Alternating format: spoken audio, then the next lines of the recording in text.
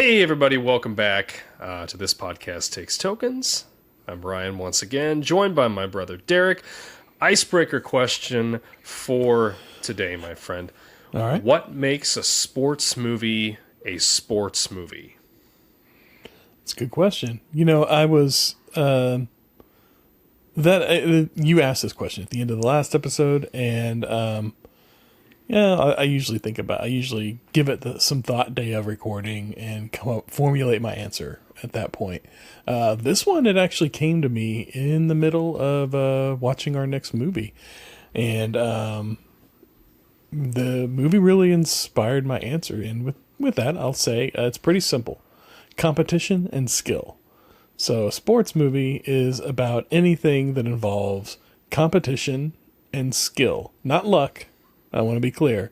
The person needs to be skilled in whatever it is that they're doing, and there needs to be an element of competition, whether that's for a trophy or whatever, but there needs to be that element of competition. And it needs to be throughout, not just like a little bit of it. Like that needs to be probably the main driver of the movie is the competition, and the outcome is based on skill, is what I would say. How about you? I think I couldn't have put it better because I thought about this and I was thinking about some of the movies that I've watched that are, sports movies in air quotes. Yeah. And I'm thinking like I don't know if you've seen the Kevin Costner movie Draft Day or not. No. So that's about he's working for the Cleveland Browns and it's draft day and you don't actually see any football happening, but the entire movie is about okay, we've got to draft good because we want to have a really good season. Yeah. So so the whole movie's centered around just all the ins and outs of drafting. I've got to call this team and try to get a trade worked out so we can get a higher draft pick and this and that. And I think that kind of falls in line with what you're saying. Even though the sport of football technically isn't being played in the movie, you've got your goal, your trophy, right? You're looking for, a really good draft pick so that we have a chance to make it to the playoffs this year, or whatever. But then there's physical things I think Remember the Titans, you look at that, and football, the games are an actual, competition part of the movie. It's the competition. It's part of it. It's, you've got, they've got to win all these games. Otherwise the coach loses his job, and then within that, the sport of football is used to bring all these guys together that normally wouldn't have come together, So you've got you've got that. And then I think of something like The Sandlot. And I really don't consider The Sandlot a sports movie. It's got baseball in it, for sure. Skill? But we don't really see much of the game in there, right? You see them playing, but an actual competition game, they've got the one with that other team, and it's just kind of really quick, Yeah. And I kind of feel it's more the sports is the backdrop, and the story is about, growing up and boyhood and friendship and all that. But see, I would argue the other way. I would argue that it's both a story about growing up in adolescence and a sports movie, a vehicle for both. And you have the competition in there. It's the present day competition that they're telling the story that the announcer is imagining back to himself the story of their childhood. Or was he announcing that was he telling that story during the game? I can't remember exactly. If that was an internal or external. It was an internal thing, and then the game starts at the end of the movie where he's announcing or whatever. But they're building skills. They're exhibiting skills. That's clearly in there. Mm-hmm. And the competition, I feel like, is there. I feel like the competition is the result of the skills and the lessons that they learned throughout the movie. Is it a direct? No, but they aren't all directly sports movies. Mm-hmm. I'd say it qualifies. I think it can be it can be multi things. It can be many things, not just a sports movie. A sports movie doesn't have to be just about the sport. Right. And that's true, I guess. And, you know, I said that, no, like it was an example I was thinking of, and I knew that it was going to probably be something that you would contradict me, or not contradict me, you would argue with me on, which is fine. Yeah.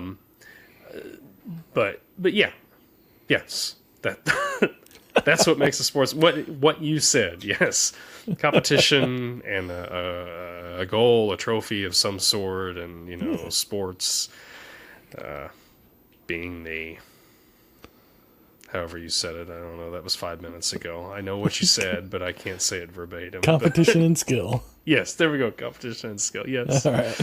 What do you think makes a sports movie a sports movie? Let us know in the comments. We'd love to read it.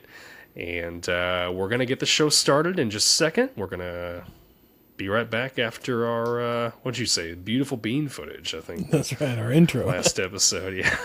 All right, we'll see you in a second.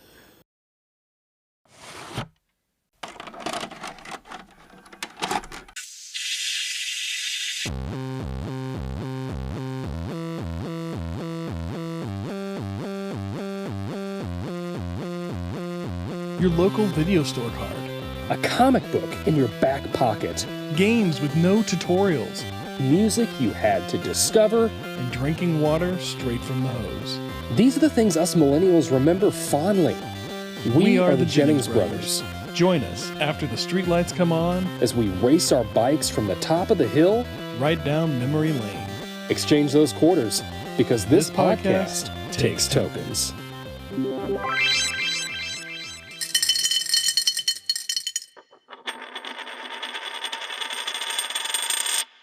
Token on, token off.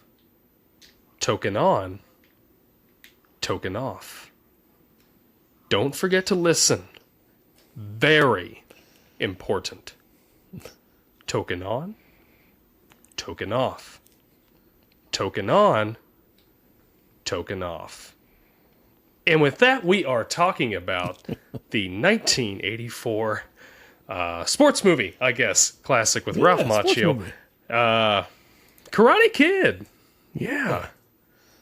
1984, June 22nd, 1984. Ralph Macchio, Pat Morita, I think that's maybe how you said his name, Mr. Miyagi. Elisabeth Shue, pre-Back to the Future. Yep. Elisabeth Shue. And William Zabka playing Johnny, Daniel's, I guess, nemesis, at least for this movie. Budget of $8 million. Want to take a guess of how much it grossed worldwide? Oh, this had to have been high. This was really popular. It had, I mean, Wax On, Wax Off was just in the lexicon for decades. Still is. I would venture to guess. Worldwide gross total or opening weekend? I'm assuming this is total, yes. Pre like video sales, you know, and all that. Yeah. Box office. I'm gonna go big. I'm gonna say 100 mil. Ooh, close. 91 million, just north of $91 million. So on an $8 million budget, that's pretty dang good. That's pretty. I mean, that right there gives you your 2 sequels or 3 sequels and 3 a 4th sequel franchise with Will Smith's son, and then the series and another sequel coming out here pretty soon. Yeah, agreed. Yeah, that's well worth it. That's man, I remember this thing coming out and just being like everywhere. Like it was just, I mean, karate became like a big thing. I don't know if karate was a big thing before this movie, or if because of this movie karate became like, I feel like in the 80s, I mean, this movie came out in 84, I was 3. But from what I recall in the 80s and what I've seen in other things, I feel like karate was a big thing in the 80s. Like we just discovered it, like we discovered fire or something here in America, and karate was just like everywhere. Like there were dojos everywhere and everybody was taking karate, and you know, it had this like mysticism to it and this power, and you know, everybody wanted. Maybe it was the alpha male thing of the '80s. I don't know, but it was everywhere. I remember being everywhere. I remember going and taking a couple karate classes and really wanting to get into karate. And, but you know, parents not backing that up. But it's whatever. Yeah. I mean, I remember wanting to do it too. I mean, and this was you know, well into the early '90s, being like, oh my gosh, I just want to be, you know, I want to be doing some karate and kicking some butt, you know, which Mr. Miyagi would not approve of. No, watching this movie. Defense only. Defense only. Yes. But yeah, no, I think you're right. Like, I mean, even within the storyline of this movie, like Daniel has taken a few karate lessons at the YMCA back in Jersey, you know, before they... He's got the book. Again, what is this with these, like we were talking about with Die Hard, like with these people that are moving from like the East Coast over to LA in the 80s? Like, what is this, you know? And again, it's like this, you know, this 80s view of Los Angeles in particular, but California is just like this land of an endless summer, you know? Yeah. And it's, I don't know, it's such a thing in all these 80s movies, I feel. I like how whenever they go to leave New Jersey, was it New Jersey they came out of, right? Yeah, I think it was Jersey. Yeah. The whole neighborhood comes out and just like waves the car up. It's like that thing. What was the other movie we saw that in where they're all like Vacation? When they're heading, when they're leaving on vacation. Yeah. Everybody in the neighborhood comes out. They're like, bye. Like, see ya, never have I had that happen in real life, but I'm going to help you push this station wagon a little bit. Like, that was the other thing.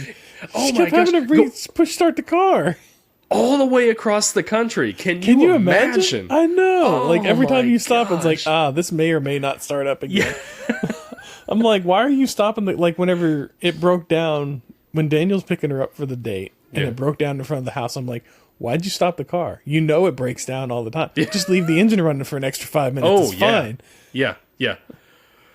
But I don't know. Were we still in the gas shortage in the 84? I thought that was like a 70s thing. I think that was the 70s thing. Yeah. I don't know. I don't know. And it struck me as interesting that they could fit their entire personal belongings in this station wagon. Like they have no furniture, I guess. And you don't see it like piled up in the back or anything when they're driving down the road. Like you don't see any boxes in there at all. No. You've got his bike they had movers on the top. And that's it. I think they had movers deliver a big chunk of it beforehand. Had to have. Like she got that new job that relocated her. They probably paid for it. And you know, had their stuff, their things moved over. Because I can't imagine that they moved all the way across country and he's got everything that he owns packed up in that little suitcase and his bike, and that's it. That's all he owns. But I mean, hey, you know, I could have probably gotten away with that at that age, you know. Yeah, packed up most of anything important, at least, you know, in the suitcase. You know, I need a couple changes of clothes and my Game Boy and my bicycle on the roof, and that's all I really need, you know. So. Bicycle, man, that's a big '80s staple right there. Man, he has a nice looking bike. I don't know. I mean, nobody bikes anymore. Yeah, there's definitely there's a decline in biking for sure. It really especially around here, and this isn't a slight towards anybody, but typically the people that ride their bicycles around the area where I live are very impoverished. You just don't see anybody really out riding a bicycle just for recreation. It's, you know, just a means of transportation to work or something for somebody, you know. See, I got the opposite here. We've got all the people riding speed bikes, or not speed bikes, but marathon bikes. Like they're going to go be the next Lance Armstrong. You know, they got the lycra spandex on and the little helmet that comes back to a point, and they're on the bike on the road going 30 or 20 or whatever in the way. Driving me nuts every time I leave anywhere. But there's 20 of them, and they're in a pack, and they're going they're all training together. I don't understand it, but I guess, you know, whatever. If that makes you feel good, that makes you feel good. They're definitely not. I don't think they're doing it for health reasons, because it does. Appearances would offer would say otherwise, but yeah, there's a lot. Or we do have some kids that ride them to like schools and stuff. Not in high school. I don't really see any kids riding it to high school. They walk, which is weird. I think like they get to high school and they think, bikes are for kids or something like that. I guess I remember kind of feeling that way. I got to high school and that was about the time I stopped riding my bike too. So maybe that's a thing. Maybe that's what it is. You get to high school and you're like, I don't want to ride a bike anymore. People are driving cars and stuff. You're like, I can, before you can even drive, I can hitch a ride with. I'll befriend a sophomore and I'll That's right. Start hitching a ride with them. But I thought that was interesting. Bikes, He had a bike. It was the only high school I've ever seen have a bike, but whatever. I don't know. Yeah, that wasn't motorized or a dirt bike like Johnny had. Right. And those were another thing. The 80s dirt bikes. You saw dirt bikes in the 80s. Yeah, all these 80s films. Yeah. Even but it's like the guys, the people that are driving those are usually like in this movie, like the bad guys. Yeah, they're usually the bad guys. That's right. Yeah, it's kind of like angular faces and in cartoons, those are always the bad guys. Or if they got a goatee, they're a bad guy. And you got a motorcycle, you're a bad guy. That's just how that goes. Yeah. Unless it was, what was that movie? Rad, where they rode BMXs or something like that? I have no idea. Yeah. It kind of started to change, I think, in the early 90s. It was like, then it turned to the guys that are like these, like, you remember the movie or the TV show? What was it? It was the Renegade. Oh yeah. Yeah, he rode his Harley, and he had the leather jacket on, and he was. I think he had a Triumph. Oh, was it a Triumph that that he had? I think it was a Triumph. Okay. Yeah. Oh yeah, he was smooth killer, man. He was a cool guy. Yeah. Yeah, you're right. Back in the 90s, they tried to flip that script a little bit, make it. It's the bad boy, but with a heart of gold. That's right. That's right. Which, to be fair, that's kind of Johnny. I mean, a little bit. Not in the beginning of the movie, but, at the end, when Daniel wins, like, he, like, hands him the trophy. He's like, you deserve this, man. Like, he's you all could about see it, like, on his face, like, as his sensei's, like, throughout the competition, like, just trying to, like, edge out and cheat in every way that he possibly can. He's like, no, like, I can win this. Why are we doing this? I can totally win it fair and square. Yeah. Which clearly, like, his sensei cheated in all these ways, and Daniel-san still won. Yeah. I think if he hadn't cheated, Daniel would have wiped the floor with him. Oh, yeah. Yeah, I think so. Yeah. I think so. And, I haven't watched the other two Karate Kid movies that have, with Ralph Macchio in them. I want to watch those because now I want to watch Cobra Kai, but I'm like, I need to watch 2 and 3 first. No, you don't. Cobra Kai, I don't. It's really like the first one and Cobra Kai. Although I guess like some of the characters from the second and third one do come out. Okay. But I mean, like, I've seen the second one a couple of times back when it first came out. And then I read the synopsis for the third one in researching for this movie. I don't know that I've seen the third one. I thought I had, but I don't think maybe I did. I think I saw it like once if I did. And it was like on cable. And I caught like part of it.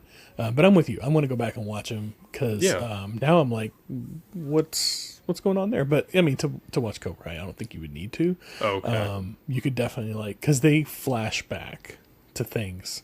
I see. Throughout the series to kind of fill in the gaps. But the first like season or two, and the first season or two kind of focuses on the events of the first movie. And then it isn't until like the third season that they start bringing in like other characters from the sequel movies. Okay. I'm still waiting on them to bring Hilary Swank in for one of them. Yeah. But yeah, I'm just envisioning like this because of almost universally all the kids from Cobra Kai, except for that one jerk that was like, "You better get a body bag." Oh yeah. The rest of them were all like, "Oh man, we're not treating Daniel right." I can just see just a complete mass exodus of like all these kids just like being done with Cobra Kai, or whatever, after that. But I think that is like the plot of the second one is okay. that Cobra Kai falls apart and John Kreese tries to bring it back together to go up against Daniel again. Kind of like a Rocky 2 situation. Like, they just kind of rehashing the first one, but a little like, and really, I gotta say, this movie feels like Rocky, but with karate. Sure. Yeah. Like, it's got kind of the same beats, an underdog story and all that. But yeah, it just feels like Rocky, but with karate and kids instead of, middle-aged man who's didn't make it as a bouncer or enforcer or whatever. But are they kids? I mean, they're kids in our they're now. supposed to be kids. Yeah. Like now I look at it and I'm like, okay, like, as a 37-year-old man, like I see kids in high school, I'm like, oh yeah, these are kids. But like back then, like what are you going to call it? The karate teen, or something like that doesn't quite.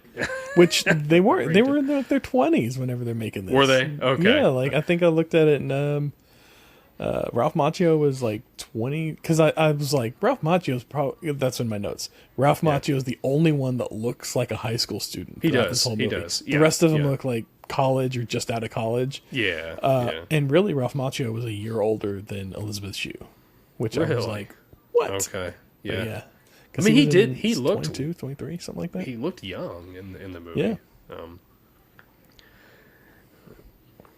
Certainly did. One thing I wanted to touch on was, and we kind of talked about it a little bit in the beginning when we were talking about like him and his mom and like their, pushing the station wagon and all this.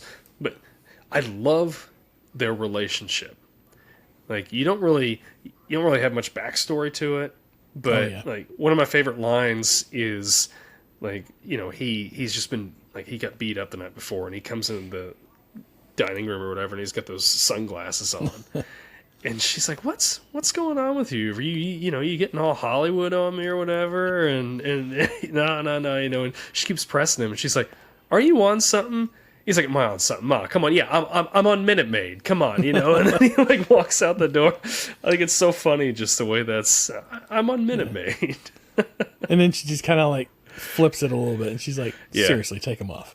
Yeah. But like, she was definitely, that mom was just the eternal, I don't know. Yeah, you're right. I don't know what their backstory is, but man, she could put on the optimism. She was such an optimist throughout everything.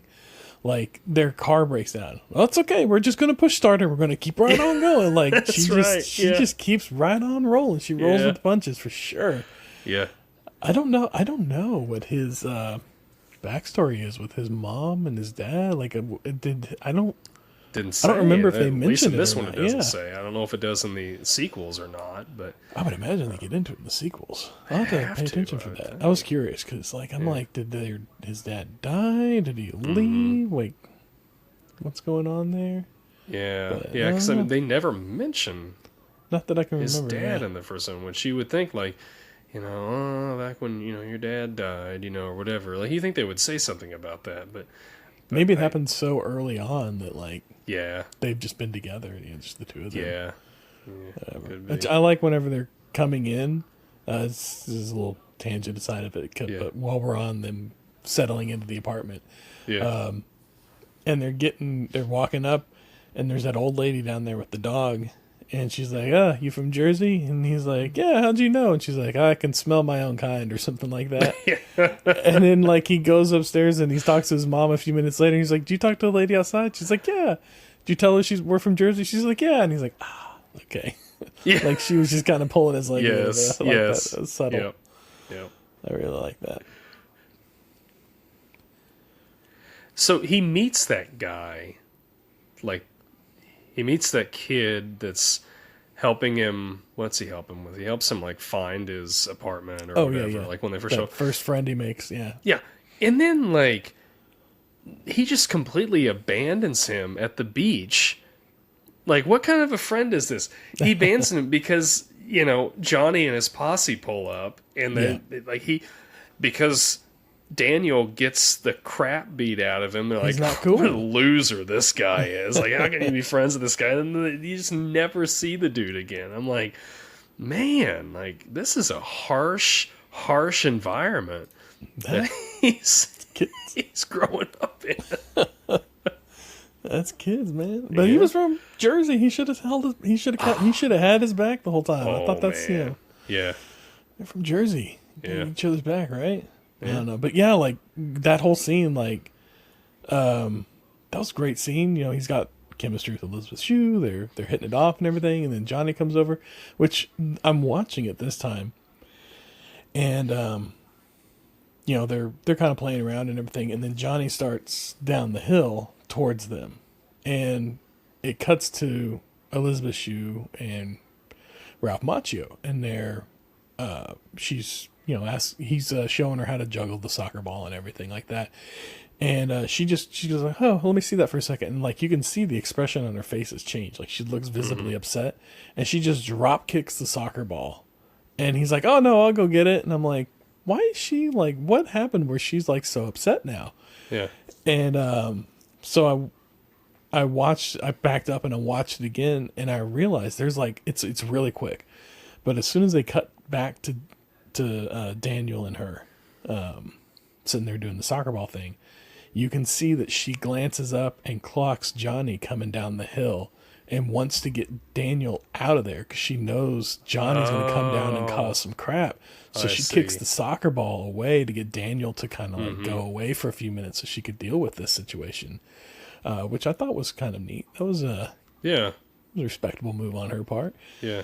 But yeah, like then Johnny comes in all hot and like with that just a mountain of aggression. And well, you know, I mean, I think part of it is like, oh, Johnny, never mind. I'm Johnny, kidding. Yeah. Not Daniel. Yeah, no, Johnny, yeah. Yeah. Which, like, I don't feel like we're ever really given a good reason why. I mean, other than, you know, they broke up, obviously, at some point. I think she dumped him because he was being a little too aggro with the whole karate thing.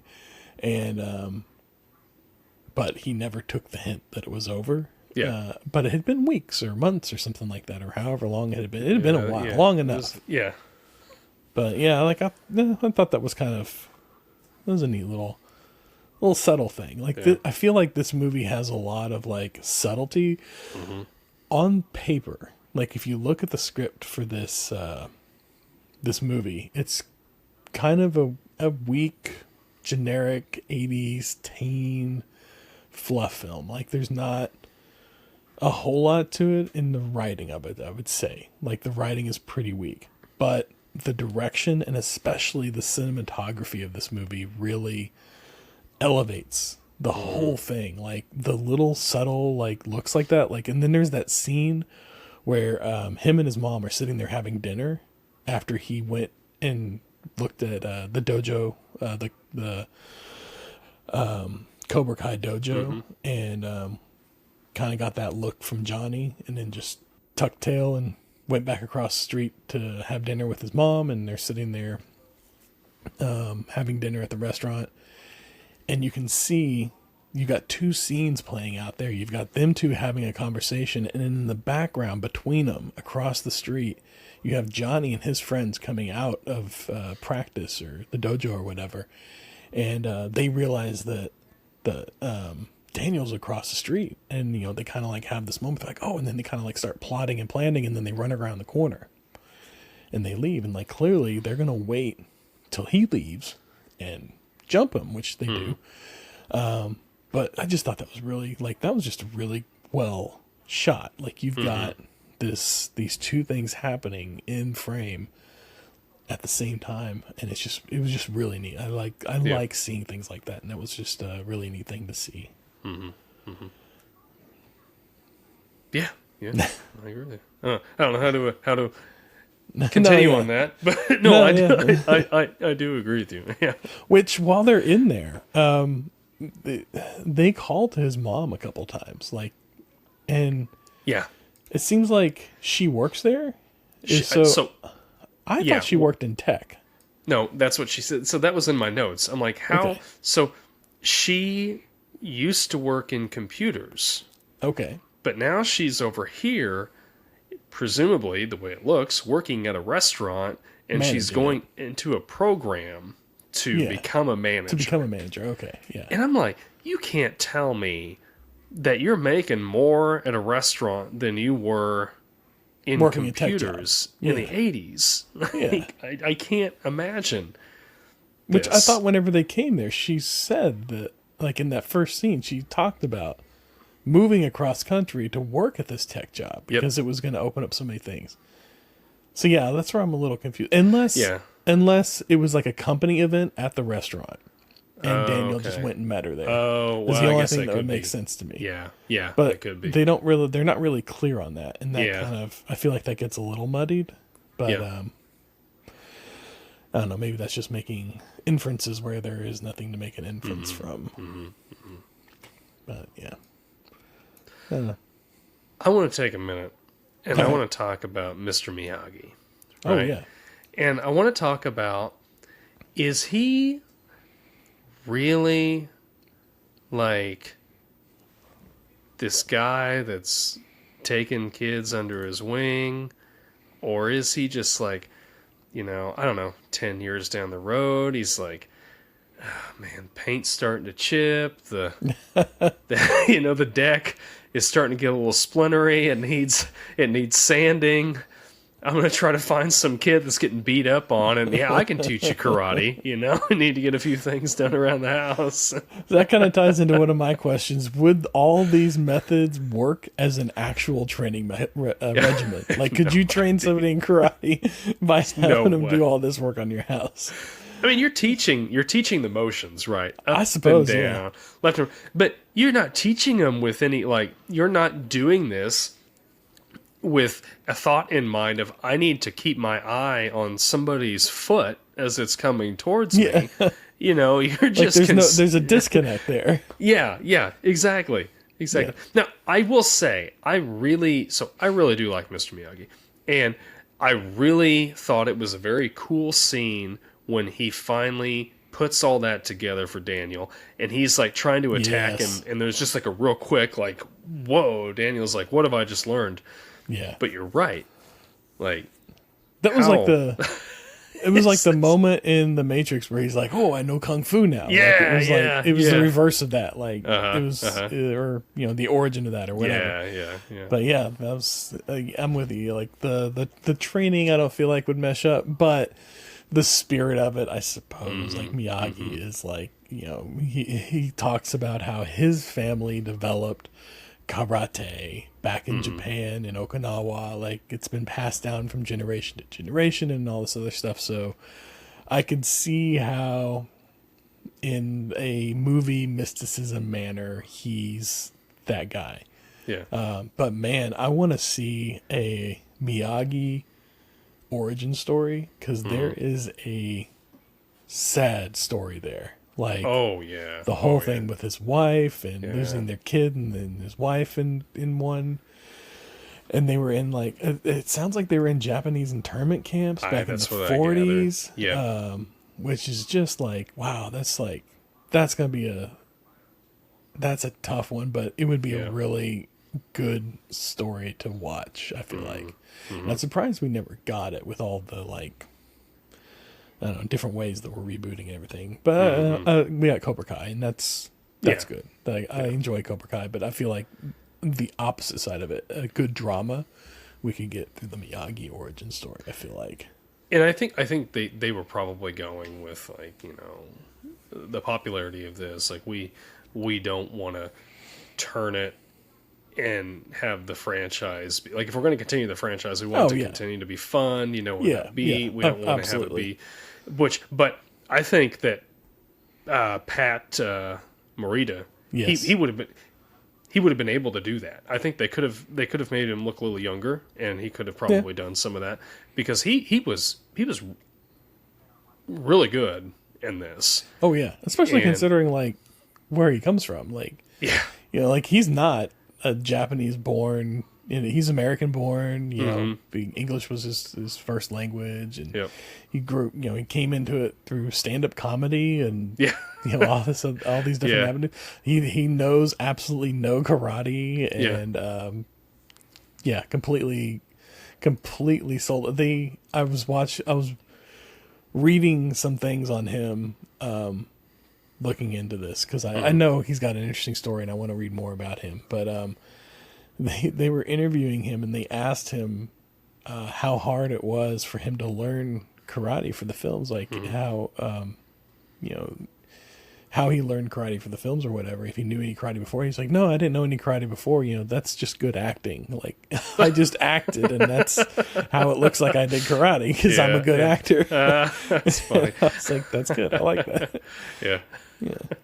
So, but yeah, I'm with you. I like the Miyagi story, and I like Pat's story too. And it was a lot of fun. I really liked his house. Like, whenever Daniel first came over, my God, it's so simple, but it's so beautiful. Oh my gosh! And his yard and just everything is just. I just want to go hang out there. Yeah, like, we don't have to learn karate. Like, let's give me some sake, and we'll just, you know, just hang out.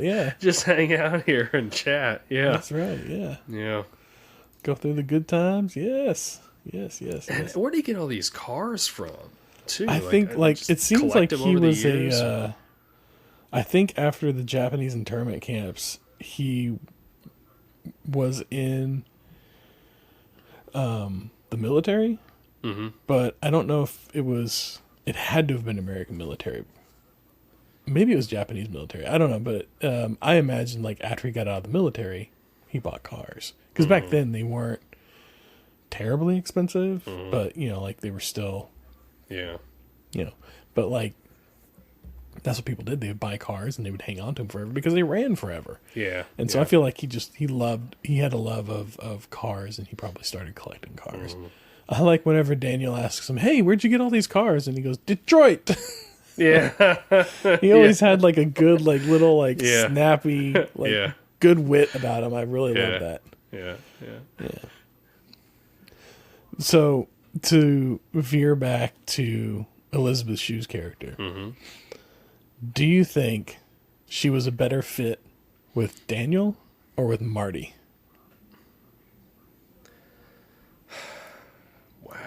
Wow. You can't ask me that. Gosh. I don't know. You know, it's two different characters. Like, two different characters? Right? I don't know. What do you think? Maybe I gotta come at it from a different angle. Yeah. Like, I don't know. Was she a better, what was her name in this? Allie? Was she a better Allie, or was she a better Jennifer? Yeah, Allie with an I. I'm Daniel with an L. Yeah. You know, I'm gonna say I think she was a better Allie. I'm gonna say it. I would agree. The only reason that she was in Back to the Future 2 and 3 is because I can't remember her name, played Jennifer in the original Back to the Future. She was having a baby and couldn't do Back to the Future 2. Was it a baby?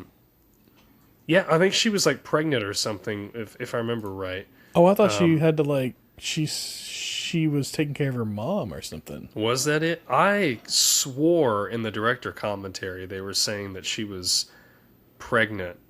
Claudia Wells. Yeah, Claudia Wells. That's it. Yeah.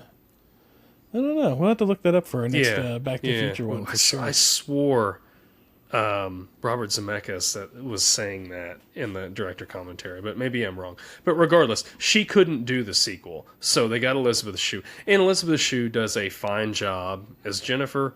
I just... it's hard to put a different actor in the role of the same character that somebody else played. I mean, as far as that, if that's the qualification, I think she did great. She did a fantastic job. Oh, sure. But I would say the only reason I would pick her in this over Back to the Future is because in Back to the Future, she always seemed to be just surprised all the time. You're right. And she was just constantly like, that's in what I'm this, thinking. like moment of surprise. old. Yeah. Yeah. That was like it was like a one note for her character. Yeah. And that was probably not not against her in any real way. Yeah. That was probably more so like the way they wrote it for whatever reason. But maybe it's just to downplay the character because they had replaced her, so they didn't want to have her in there as much. And then but she was always just like in a state of like shock or surprise. And it was a little distracting. You hit because that all I could think about when you asked me that question was that scene of her running into herself and two. And so, yeah, I think that, getting back to I mean, I could talk about Back to the Future all day long, but getting back to Karate Kid, yeah, I mean, her and Ralph Macchio had a good chemistry. I think they played off each other very well. I think the scene, the little dating montage with the upper, like the 80s music playing in the background, as cheesy as that is, it's fun. still good. It works great. Yeah, it works great. Great. Like they even went and they did the photo booth. Like when was the last time you did a Yeah. photo booth? I love a good photo booth. Oh, we man, look for them all the time. My wife and I, we've got some pictures on our refrigerator of when we went and did a photo booth before we got married. Yes. Went and did one. I really like to find those photo booths, the old ones that actually like develop the film. Yeah. Not these new digital ones. Like those are fine. Those are fun. But anytime I can find one of the old school ones, it's like 4.5, 5 minutes to develop the film and all that. I will do them. I will sit down and I'll pay my like $5 or $10, whatever it is that they're charging, and me and my wife will do it. Yep. We try and get the kids in on them, but they're like, They're too cool for school. Yeah, they don't want to do it now. When they were little, it was easy, but now they're a little older. Yeah. And they're like, no, we don't want to do it. And I'm like, all right, so we'll do one. And now also, like, we're all, basically there's 4 adults now, so trying to get all of us to cram into one of the photo booths is like, it doesn't work as well. Yeah. So we'll usually do one, and we try and convince them to go in and do one. Yeah. But like a good photo booth, I love one, and I look for them everywhere we go. And we found one. The last one we found was in Seattle, Pikes Peak, whatever the pier, Pikes Pier, whatever it is. Pikes Pier, yeah. Yeah, and they had an old photo booth there that did like the actual like film, and we went and we did that one. That was pretty cool. But yeah, they're rare. I think we've only done 4 of them in the entire time we've been together. We've only found 4 of them. It's the whole thing, like you're saying. Like everybody's got a camera in their pocket now, and it's just like there's no novelty to it. Like they're using. I mean, well, now there's a novelty. The to novelty it of it being novel, nostalgic. Yeah, but like back then, it was like nobody had that. You go to a photo booth that's at a mall. You're like, oh man, we can do this and have it almost instantaneously. Yeah. Yeah, agree. And then you share it online, but something about a physical photograph I really like. Yeah. But I still like them. I'll be like at my mom's house or something. I'll find a photo album, and I'm like, oh my gosh, I'm gonna look through these blurry, like sun flared pictures that somebody took. Just like the colors are all washed out. Yeah. But they're great. They're fantastic. Yeah. We got when we were going through Dad's house, I found a couple old rolls of film, and that had never been used. But I grabbed them and I took them back with me, and I'm like, I'm gonna go use those somewhere because I got an old film camera, and so I'm saving them. I don't know where I'm gonna use them, but I'm gonna use them. I mean, I doubt they'll work because I think they're a good 10 years old, and they were just in a drawer, so I'm pretty sure they're not going to work, so I'm not saving them for anything precious. And all that stuff. But like I think I might just take them out and just like shoot like some nature stuff and see what comes of it. Because, worst case, nothing, and best case, some cool little photos. Yeah.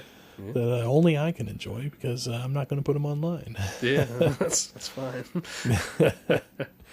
But like this whole thing, like, he trains Daniel in 6 weeks to become a champion with these methods that we started talking about. 6 weeks. That's crazy. Yeah. I don't know that you could become prolific. I mean, I guess he was doing it from like sun up to sundown just about every day. Except for, school, whenever he's in school. But I don't know. 6 weeks. I don't know. As a kid, I suppose, like, you got all the time in the world and you're kind of a sponge, there to soak up everything. But yeah, I don't know. And then bonsai trees. Like I'm Oh, just jumping all I over was the going to place ask you here. about that. No, it's on mine. Have you ever cared for a bonsai tree? I have had several bonsai trees in my life. None of them have lasted very long because they are so temperamental. Same. I just Oh my cannot keep them gosh. alive, but I love Yeah. them. I love Yeah. them. I want one so bad, but I just Yeah. cannot keep it alive. Yeah.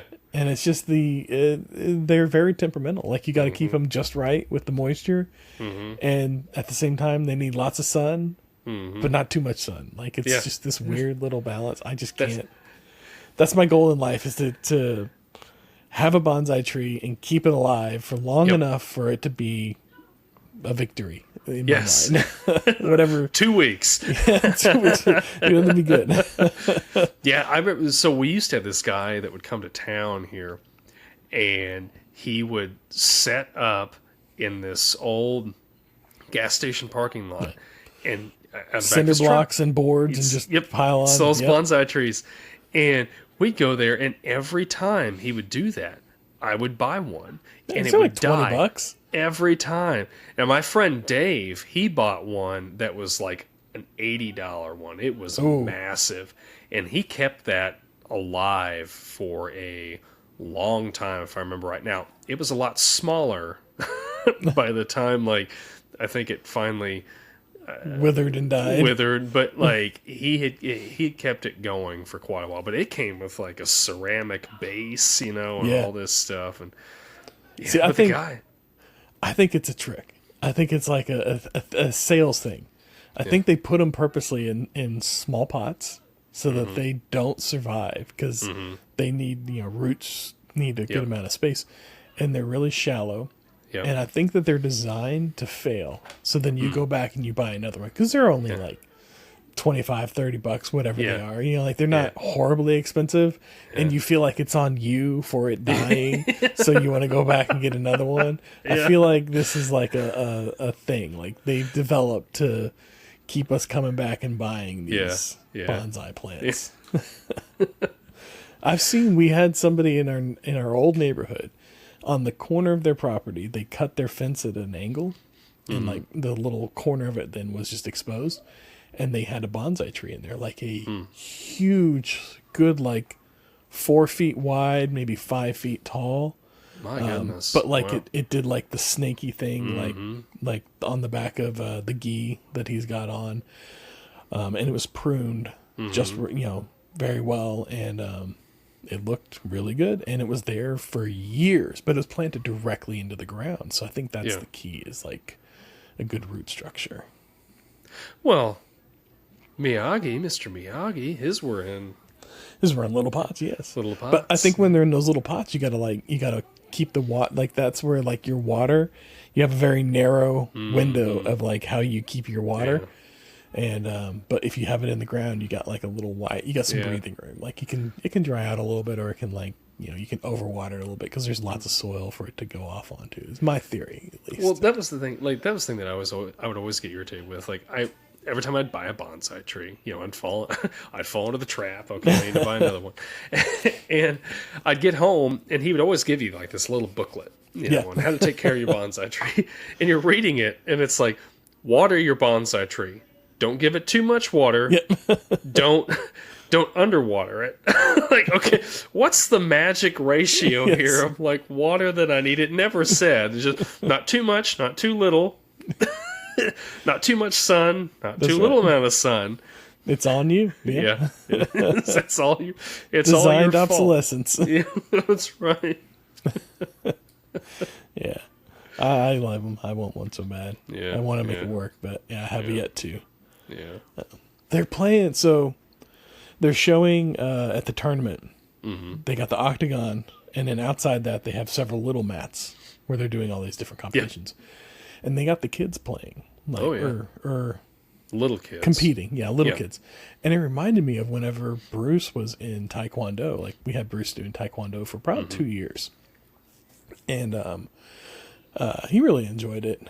But they played this game, and I saw them playing it they were treating it as a competition for the younger kids at the championship, and where they would have a flag hanging out of their belt, and you had to grab the flag from them. And so you would use like defensive and evasive maneuvers to avoid your flag being captured, but at the same time you're trying to strike or grab the other person's flag. So it's just kind of a capture the flag between two people. You're both wearing it on your belt, and you're just kind of going round and round. Well, they show it in here, and it's exactly what I imagine it's supposed to be like. You know, two people sparring off, facing one another, and kind of like squaring up to one another, and eventually one of them grabs the flag. Well, every time Bruce or any of the other kids in his class played this game, which wasn't very often because of the way it went down, the instructor would set them both up with a flag and explain the rules. Okay, you want to try and capture the flag from the other person. And it inevitably ended up being two kids chasing each other in circles around the perimeter of this mat and just laughing and giggling and having the greatest time in their life. But yeah, that's all it was. It was just a big game of tag is all it ended up becoming. But I saw this and I was like, okay, that's what it's supposed to look like. I get it now. But yeah, so I thought it was fun. Yeah. It was fun to see, like, rewatching this. I forgot how much other stuff is going on. At that competition, and it just makes it, gives it more life. There's more going on there than just the one competition that that Daniel's involved in. And although I liked how Mr. Miyagi snuck that black belt out of the bag. He just like grabs Allie real quick by the hand. He's like, no, just right with you. Hey, let me see that again. He just like sneaks the little one. That's great. This very sneaky guy, Miyagi. Yes, definitely. But man, such a great character. I really wish we could have gotten more Miyagi. But that's what second and third movies are. I guess I suppose I'll go back and watch them just for Miyagi. If anything else, to get some more understanding there. I loved the shower costume that he made for Daniel. Yes, that was great. It was very clever. Oh my gosh, very clever. But I don't know how Daniel was going to see out of that when he was walking. There's a lot of times where he's walking and it's completely closed. By faith, I suppose. You're so big, you're assuming people are going to be moving out of your way, anyways. But that was a pretty neat little costume for sure. It did not make for a quick exit, though. No, he definitely did not plan that through. It did not. No, he got the snot beat out of him after that. He did. Yeah. He was not. That was not well thought out.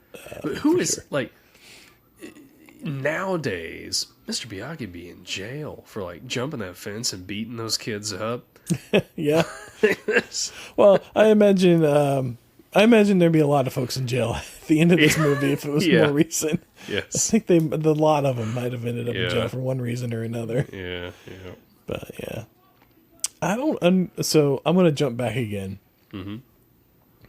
I don't fully understand, and this happens a lot in movies. There's always a miscommunication, and it kind of bugs me in movies whenever there is an issue that goes where they're not talking about it. And it's like, really, this whole thing could be solved with just a few simple words. And for me, it's whenever Daniel goes to meet Allie at the country club. And he's walking in through the back because he can't get in through the front for whatever reason. And he sees her through the door. And he happens to look at the very moment that Johnny decides... Or Johnny sees him, rather. And he's dancing with Allie. And he thinks, he's going to be a little cute. And he's going to plant one on Allie in front of Daniel and make him jealous or whatever or make him think that they got back together. I don't know whatever his motivation was. So Daniel sees this and immediately gets upset, turns around and walks out. But she very clearly was not into it and immediately pushed him back. And was like, what are you doing? And I can't imagine he saw the kiss but did not recognize her dismay to it. And then she sees Daniel fall, or she hears Daniel fall, rather. Everybody does. And they turn back and the door swings open and he's covered in pasta sauce and everything. And embarrassed, and he gets up and he runs out the back. So she clearly knows that laughing at him. And everybody's laughing. This is the 80s. What is going on here? And so she clearly sees that he had just witnessed what happened. But it cuts back to like Daniel goes and talks to her later, and he's like, hey, trying to chat her up, why aren't you talking to me or whatever, and she's kind of she's giving him the cold shoulder, and she's like, why I'm not talking to you, like I'm upset with you or whatever. But I'm like, you clearly know what Johnny was trying to do and that it succeeded with Daniel, like upsetting him. All you have to do is just say, hey, Johnny did that just to make you upset. And then Daniel, who is clearly still trying to talk with you, would have been like, oh, okay, yeah, I get it. Yeah. And if Daniel would have just been like, I saw him kiss you, what's that about? She could have then responded with that. So it's just like a little conversation would have made that whole thing not be an issue. And it feels like it's just drama for the sake of being drama. And it could have gone without. Yes, but again, these are supposed to be teenagers. That's true. They're hyper emotional. Yeah, I guess. So they're really going to be like, okay, let's talk this out. That's true. There's going to be some high drama there. That's true. I forget that we're dealing with teenagers. Yeah. Hindsight, I suppose. Age will do that to you. Yeah. Now the thing that caught me a little bit, rubbed me a little bit the wrong way. All right. Was it's on Daniel's birthday. And he's over at Mr. Miyagi's, and he's giving him his gi, and he's got the patch on the back of it, and there's a really, really touching moment there where he's like, if you ever want this patch back, like, I'll understand. He says, I know you'll understand. That's why I'm giving it to you. And then he says, oh, no, sorry, Mr. Miyagi, I gotta go. I'm supposed to meet my mom. Yeah. And he's like, okay, hang on a second. I've got one more gift for you. He gives him the car, right? You pick your car. Daniel just forgets his mother. He goes and picks up Allie. That's true. That's true. His mom's just hanging out in the wind. That's right. Man. Oh, speaking of the cars, which one would you have picked? Do you remember them? I seem to think there was an old truck there. Yeah. I probably would have got that. Yeah, okay. That's what I was thinking too. I was thinking either the truck or the Woody that was there would have been the ones I would have gotten. Yeah. And he picked that yellow one. I don't know if that's the one I would have picked. But I guess it's convertible. It's California. You want the convertible. Hey, it's the 80s. Yeah, like, that's another line. It's like, I can really drive it. Yeah, it's the 80s. That's true. Yeah, I don't know. I think that's right. Like, it was the first car that he cleaned. True. And then it's a convertible, and I think he was more thinking like, how can I impress Allie? Like, is she gonna be more impressed with this convertible, or is she gonna be more impressed, probably not with the truck? Yeah, that's true. That's true. Yeah, because he came to her and he was like, "Hey, check out what I got now." That's true. That was the first thing he wanted to do, is show it off to her. Yeah. Yeah, it wasn't his mom he wanted to show it off. No, just wanted to leave her behind.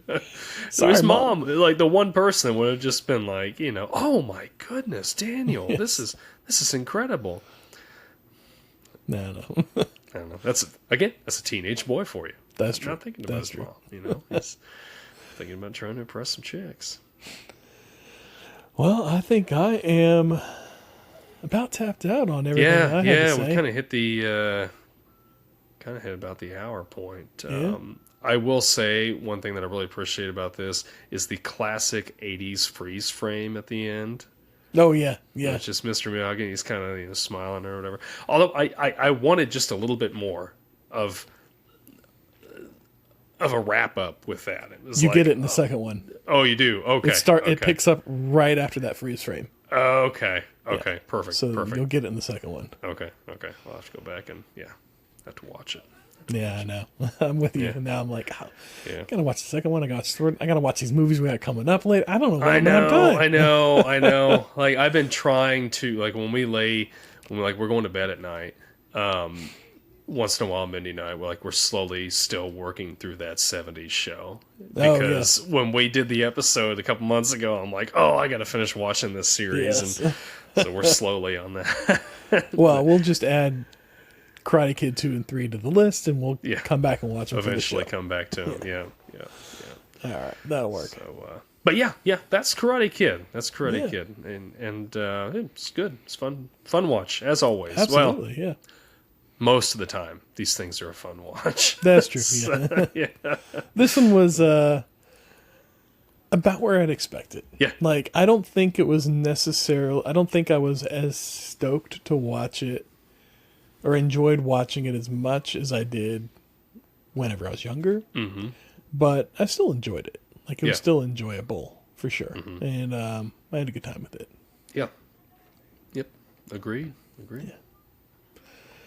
All Well, right. all right. Don't have any comments. So No if anybody, comments? All right. yeah, leave us some comments on any of our videos. If you It's want been the holidays. People are busy. yeah, it has been I the get it. holidays, but yeah, we like to read them. We like to hear what you got to say. That's right. Yeah. Well, let me leave you with a cold open question or an icebreaker question for the next episode. And so my icebreaker for the next episode is going to be, what makes a good sequel? And we'll answer that at the beginning of the next episode. So until then, be kind, rewind, and bonsai! I'll leave it with it.